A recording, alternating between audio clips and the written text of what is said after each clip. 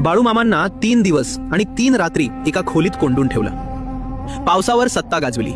सलग 2 नाही 3 वर्ष त्या भागात पावसाचा एकही थेंब नव्हता. जमीन तडकलेली, विहिरी कोरड्या आणि माणसांच्या मनात एकच प्रश्न होता, आता पुढे काय? बेळगाव जिल्ह्यातील रामदुर्ग तालुक्यातलं ते खेडेगाव दुष्काळानं पूर्णपणे हतबल झालं होतं. अशा वेळी मामा आपल्या बकऱ्यांचा कळप घेऊन त्या भागात आले.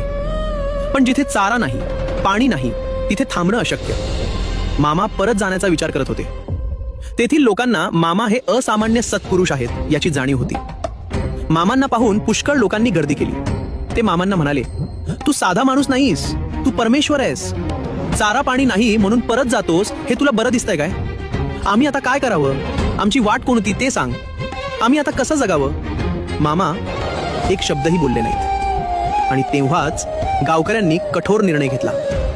पाऊस पडल्याशिवाय मामांना सोडायचं नाही. 3 दिवस 3 रात्री मामांना एका खोलीत कोंडून ठेवलं गेलं. 4थ्या दिवशी अचानक मामा म्हणाले, मला घराच्या धाब्यावर जायचंय, आज पाऊस पडेल. असे म्हटल्यावर लोकांनी मामांना मोकळे केले.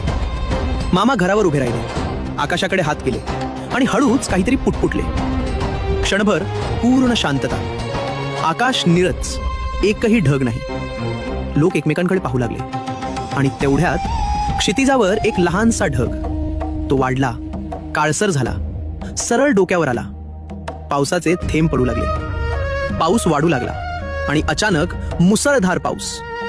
संपूर्ण गाव आनंदानं वेडं झालं.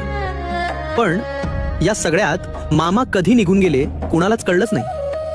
आणि एक आश्चर्यकारक सत्य, मामा आपल्या संपूर्ण हयातीत त्या गावात पुन्हा कधीच गेले नाहीत. बाळूमामांवर श्रद्धा असेल तर फॉलो करा आणि कमेंटमध्ये जय बाळूमामा लिहा.